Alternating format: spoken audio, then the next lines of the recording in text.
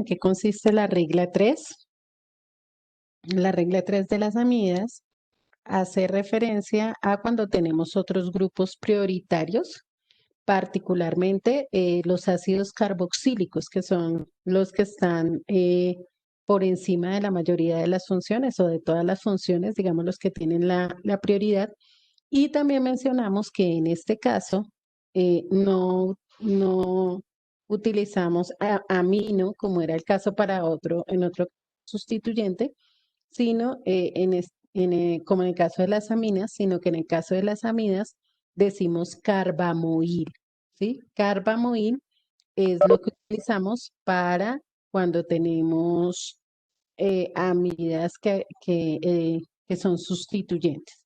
Entonces habíamos visto acá, efectivamente teníamos un ácido carboxílico, esta es la forma de reconocer los ácidos carboxílicos, y que en el carbono 5 teníamos una conexión con una amida.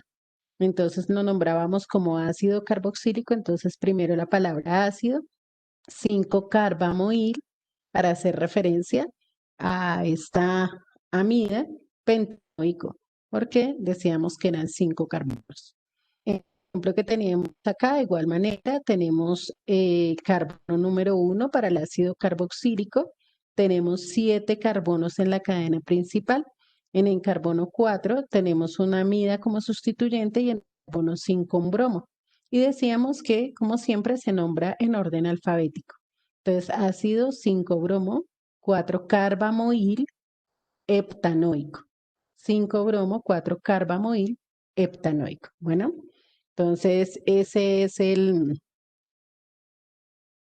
es la característica principal de la regla número 3. Avanzamos con la regla número 4 y es cuando tenemos el grupo amida que hace parte de un ciclo o va unido a un ciclo. En ese caso, cambiamos la terminación amida que veníamos trabajando en los primeros casos por carboxamida, ¿sí? Cambiamos la terminación amida por carboxamida. Entonces aquí tenemos la benceno-carboxamida. Entonces primero se nombra el ciclo y en este caso, como es un ciclo aromático, pues es el benceno. Entonces se nombra como benceno-carboxamida, ¿sí? Y aquí entonces tenemos varios sustituyentes en el anillo y en el anillo es de 6 carbonos, pero en este caso no es benceno porque no tenemos los 3 enlaces, simplemente es un ciclohexano. Y el carbono 1 siempre le va a corresponder al eh, grupo amida. Entonces, vamos de tal manera que nos queden los números más pequeños posibles para los sustituyentes. Entonces, en el carbono 3 tenemos un metil y en el carbono 4 tenemos un bromo. Nombramos primero los sustituyentes del anillo. Entonces, en este caso, 4-bromo, 3-metil, luego el anillo, 5-hexano y terminamos con carboxamida. Entonces, vuelvo y repito para este ejemplo, siempre van los sustituyentes del anillo, luego el anillo y por último la palabra carboxamida. Entonces, 4-bromo, 3-metil, ciclohexano, carboxamida. Esa es la forma de nombrar las amidas cuando están unidas a un ciclo. ¿Alguna pregunta de esta parte, de esta regla número 4?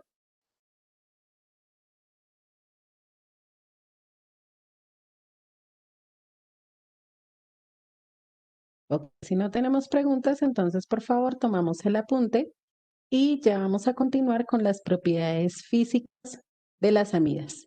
Entonces ahí tenemos las 4 reglas para nombrar amidas. La primera es cuando tenemos únicamente la función amida. La segunda, cuando tenemos sustituyentes y siendo la función principal la amida. La tercera, cuando la amida pasa a ser un, un sustituyente, que en este caso es cuando la función principal es el ácido carboxílico. Y por último, la regla cuando las amidas están unidas a un ciclo. Esas son las 4 reglas que tenemos para nombrar las amidas. Vamos a pasar ahora a hablar de las propiedades físicas. Eh, las amidas prácticamente también se dividen en amidas primarias, secundarias y terciarias, según la cantidad de hidrógenos que han sido sustituidos del grupo amino, del grupo NH2. La formamida, que es la amida más sencilla, la que es de un solo, es la misma metanamida, ¿sí? La metanamida es, en este caso, son sólidas. La mayoría, todas las amidas son sólidas, a excepción de esa, de la metanamida o la formamida, que es lo mismo, ¿sí? Eh, es la única que es líquida a temperatura ambiente. Las demás se encuentran en estado sólido. La solubilidad, en el caso de las amidas, aumenta, bueno, entre más pequeña sea la amida, mayor solubilidad tiene el agua, ¿no? Lo mismo que pasa con el resto de los compuestos inorgánicos. Los más pequeños son los que tienen mayor solubilidad en agua. A medida que crece la masa molecular, a medida que aumenta la cantidad de carbonos, pues la solubilidad va disminuyendo hasta que prácticamente se vuelven insolubles. Y las aminas terciarias prácticamente son insolubles en agua, son las que tienen menos solubilidad porque recuerden que ahí no tenemos puentes de hidrógeno con el nitrógeno. Entonces, como no hay puentes de hidrógeno que generan cierta polaridad, entonces simplemente van a ser insolubles en agua. En cuanto a los puntos de ebullición de las amidas, son más altos que los que tienen los ácidos correspondientes. Eh, básicamente tiene que ver también con el punto con el puente de hidrógeno, ¿sí? Entonces las amidas tienen más puntos de ebullición más altos. ¿Por qué? Porque también tenemos más enlaces. Recuerden que tenemos varias cadenas carbonadas unidas al nitrógeno.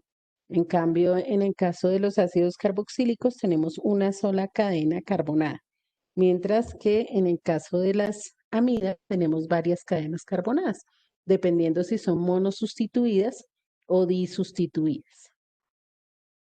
Tomamos el apunte de estas propiedades, pasamos a mirar otras propiedades también de las amidas. Bueno, dentro de las propiedades físicas también tenemos que las amidas son neutras frente a los indicadores, es decir, recuerden que cuando hablamos de indicadores nos referimos a ácido base, ¿cierto? A determinar a través de una sustancia si otra sustancia es básica o es ácida. En el caso de los indicadores, las amidas generan una posición neutra, es decir, que vamos a encontrar un pH similar al del agua, que es un pH de 7. Las amidas secundarias, es decir, aquellas que tienen un hidrógeno sustituido, tienen puntos de fusión y de ebullición muy menores a las primarias. Ya sabemos que esto es debido a los puentes de hidrógeno. Como disminuyen los puentes de hidrógeno, se disminuyen los puntos de fusión y de ebullición. Y en el caso de las amidas terciarias, no se pueden asociar eh, porque son líquidos normales, es decir, que tienen puntos de fusión y ebullición que están de acuerdo a su peso molecular. Entonces, en este caso, no podemos determinar con respecto a las amidas secundarias o con respecto a las amidas primarias, sino que solamente pues están de acuerdo a el peso molecular que cada uno de ellos tiene. Es decir, mientras más el peso molecular, mayor va a ser el punto de fusión y el punto de ebullición. Esas son las otras propiedades físicas que podemos determinar en una amida. Las propiedades químicas de las amidas, pues son muy sencillas, son similares a las propiedades químicas de las aminas que mencionamos que eran tres. Asimismo, las propiedades de las amidas son tres. Ahora, no se relacionan con lo mismo, porque recordemos que en las aminas teníamos acilación, alquilación y formación de sales. En el caso de las amidas tenemos más bien algunas hidrólisis en término ácido, hidrólisis en término básico, y también tenemos la formación de otros compuestos. Entonces vamos a mirar dentro de las propiedades químicas, la primera que es la hidrólisis ácida. Entonces voy a colocar acá el título en la parte de arriba para que podamos tener allá hidrólisis ácida. Recuerden que siempre que hablamos de hidrólisis nos referimos a rompimiento, rompimiento con agua, ¿sí? A partir de una molécula de agua generamos el rompimiento de la molécula.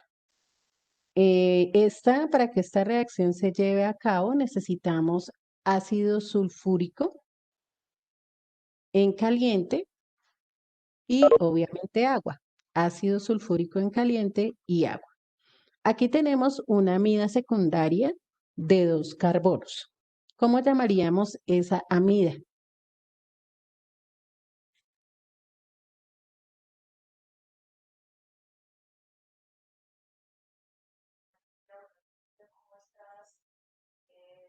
Bueno, es una amida primaria, no secundaria, una amida primaria de 2 carbonos. ¿Cómo llamamos a esa amida?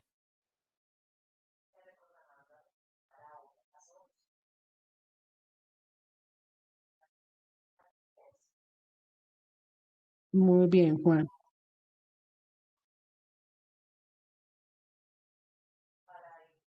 Etanamida. Etanamida. Muy bien. Entonces, miremos cómo se lleva a cabo este mecanismo de reacción. Entonces, recuerden que la molécula de agua se divide en HOH porque la tenemos en un medio ácido. Entonces, hacemos la eh, disolución en medio ácido, ¿sí? Entonces, aquí tenemos un hidróxido, ese hidroxilo, bueno, de aquí de la amina, pues va a salir el grupo amino, el grupo NH2, y el grupo hidroxilo va a venir a tomar ese lugar, es decir, va a quedar aquí unido con el carbono. Y por un lado tenemos el hidrógeno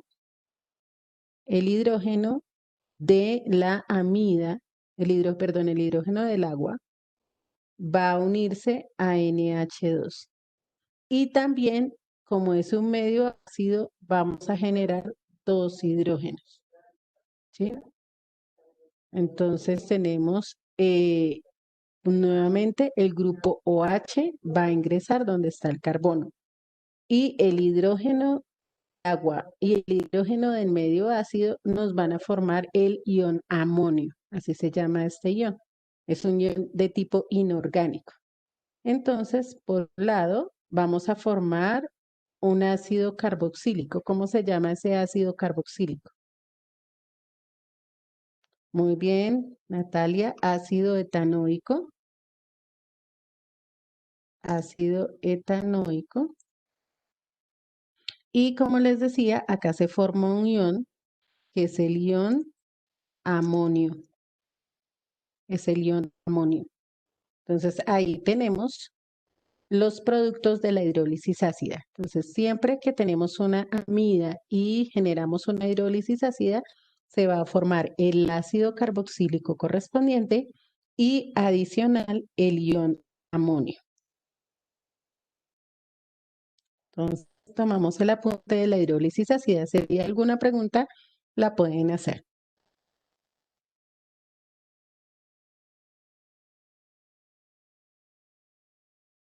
Es la hidrólisis básica. También como su nombre lo indica, aquí vamos a generar un rompimiento con una molécula de agua. Entonces, se denomina hidrólisis básica. La diferencia es que en este caso no vamos a utilizar un ácido, sino vamos a utilizar una base. En este caso, cuando hablamos de base, nos referimos al hidróxido de sodio, ¿sí? Base o hidróxido, que es exactamente lo mismo. Tenemos nuevamente como ejemplo la etanamida, ya la habíamos visto en el caso anterior, etanamida. Y aquí, en vez de tener un ácido, vamos a tener una base. De todas maneras, tenemos nuestra molécula de agua que se sigue asociando en H y OH. Entonces, aquí solamente va a ingresar, en este caso lo que hace en el agua es generar la disociación de la molécula del hidróxido, ¿sí? Es el hidróxido en el que en este caso se nos va a disociar y se nos genera un rompimiento de esta manera, ¿sí? El hidrógeno del hidróxido va a pasar con NH2 y me va a formar NH3, ¿cierto? El hidrógeno que hay. Y el resto de la molécula, por el lado del oxígeno, que fue por donde se perdió el enlace, va a ingresar para formarme una sal, ¿sí? Se forma una sal. La hidrólisis básica genera una sal, no un ácido, como en el caso anterior. Entonces, esta sal recibe el nombre de etanoato de sodio, ¿sí? Etanoato de sodio. ¿Y quién recuerda cómo se llama este compuesto? NH3, lo hemos mencionado ya varias veces.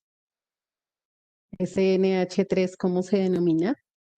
Muy bien, Nicolás, amoníaco. Ese es el amoníaco. Entonces, una de las formas de obtener amoníaco es a partir de la hidrólisis básica de una amida. Aunque pues no es el producto principal, porque recuerden que aquí buscamos son productos de tipo orgánico. El producto orgánico es la sal de la amida, que es el etanoato de sodio. Y el amoníaco ya es un producto de tipo inorgánico. Entonces, por favor, tomamos el apunte de la hidrólisis básica. Aquí voy a borrar esta parte porque aquí pues la molécula de agua nos sirve es para disociar el hidróxido de sodio y no pues disociamos en este caso la molécula de agua.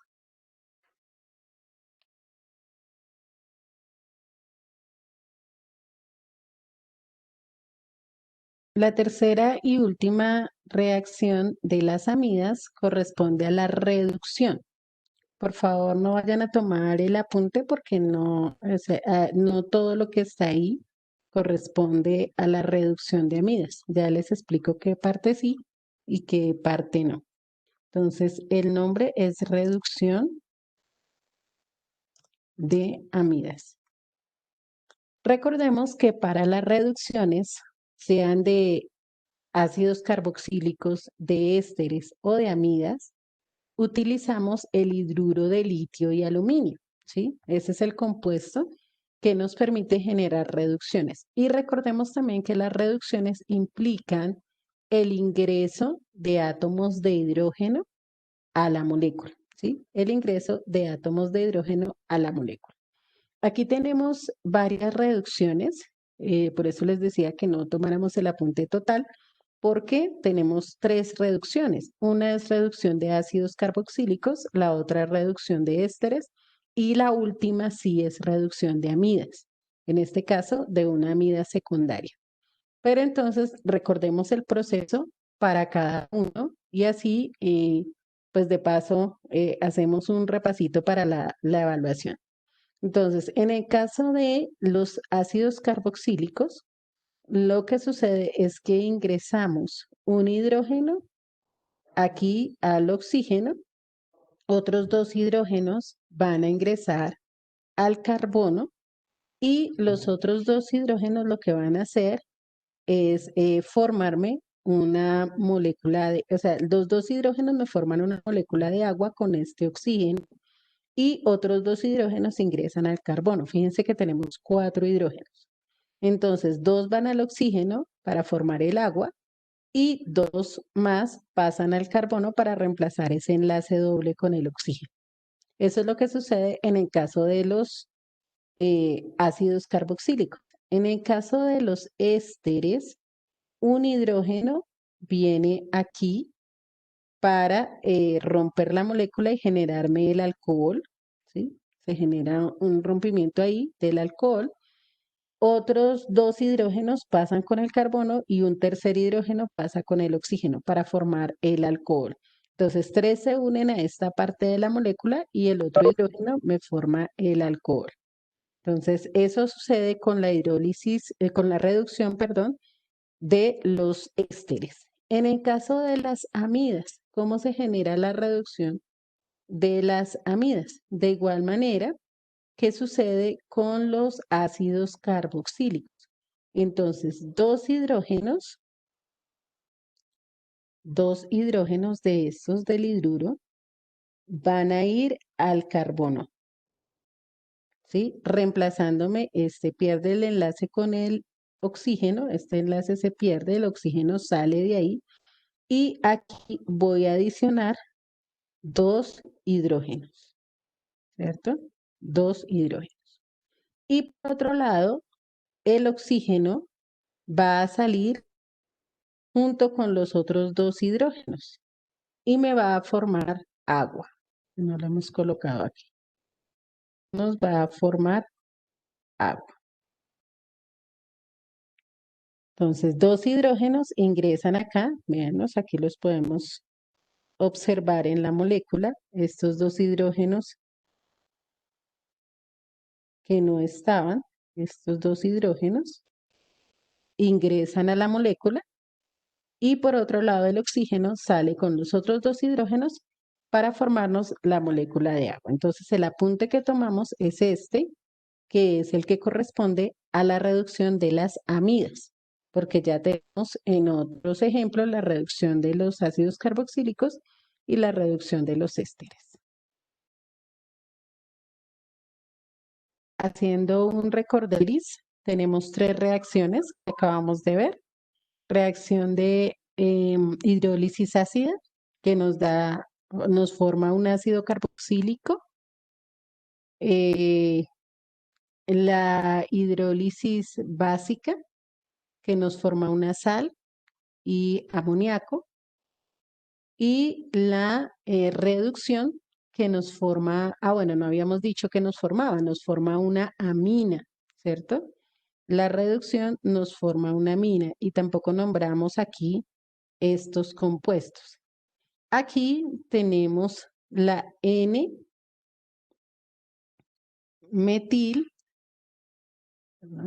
N-metil propanamida. N-metil propanamida. Entonces aquí podemos darnos cuenta, este grupo metil estaría unido al nitrógeno. Entonces aquí es donde hablamos del N-metil, ¿cierto? N-metil. Y aquí tenemos tres carbonos, entonces N-metil propanamida sería. Y aquí nos va a formar amina. Entonces sería N-metil propanamina, propilamina. ¿Sí? Veámoslo como propilamina. N-metilpropilamina. ¿Sí? Para indicar la N. Ok, la N lo que nos está indicando es que ese grupo metil está unido al nitrógeno. ¿Sí? Este CH3 está unido al nitrógeno, es su sustituyente del nitrógeno. Por eso colocamos la N. De igual manera acá. Este grupo metil está sobre el nitrógeno. Entonces, el localizador, en este caso, no es un número, como cuando es con el carbono, que decimos carbono 2, carbono 3, carbono 4, no. En este caso no es un carbono, sino es el nitrógeno. Entonces lo escribimos como N. El metil está sobre la N, entonces N-metilpropanamina. Y en el caso, propanamida. Y en el caso de la amina, N-metilpropilamina. N-metilpropilamina. Para indicar dónde está ese N. Igual también lo podríamos nombrar como metilpropilamina y estaríamos diciendo que hay dos sustituyentes en el nitrógeno. Pero se acostumbra a utilizar la N para los localizadores en el caso de aminas y amidas. En ambos casos tenemos amidas y aminas secundarias, ¿no? En esta ocasión, en esta reacción. Entonces, como les decía, esas son las tres reacciones que tienen las aminas. Hasta aquí, hasta las amidas, perdón, hasta las amidas, va la evaluación bimestral que es la próxima semana. Entonces, ¿qué incluye? Para que lo tengamos presente. Incluye aldehídos, cetonas, ácidos carboxílicos, ésteres, haluros de ácido, aminas y amidas. 7 funciones vamos a tener presente. 2 aspectos principales, nomenclatura y reacciones. En eso nos vamos a enfocar. Nomenclatura y reacciones. Entonces, para que por favor de cada función química tengamos muy claro cómo se nombran, ¿sí? Hay que tener en cuenta 3 aspectos. Natalia, las evaluaciones son la próxima semana. ¿Listo? Vamos a tener en cuenta 3 aspectos. Entonces, en la nomenclatura, ¿qué aspectos vamos a tener en cuenta? Cuando es, digamos, la función principal, cuando tiene sustituyentes, bueno, 4, cuando tiene sustituyentes, cuando la sustancia es un sustituyente, es decir, no es la función principal, y son ciclos. Recuerden que cuando son ciclos cambia. Entonces hay que revisar eso en la nomenclatura. Y en las reacciones, pues obviamente es mirar qué productos podemos obtener de esas reacciones. El mecanismo de la reacción, no tanto, eh, el mecanismo lo deben conocer para poder determinar el producto de la reacción. El miércoles empezamos con la temática de nitrilos en esta evaluación. Van a entrar en la de cuarto periodo. Entonces, el miércoles miramos nitrilos, que es la última función nitrogenada, y el jueves, pues no tendríamos clase porque estarían ustedes en la resolución de su simulacro de ICFES. Entonces, el jueves no tendríamos clase. Entonces, el miércoles hacemos nitril, pero la evaluación va hasta amidas. ¿Listo? ¿Alguna otra pregunta?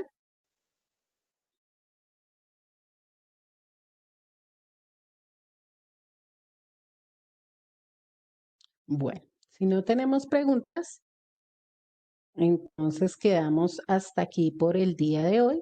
Ahí les quedan estos 3 minuticos para que los adicionen a su descanso y nos encontramos nuevamente ahorita a la 1:30 en clase de micro.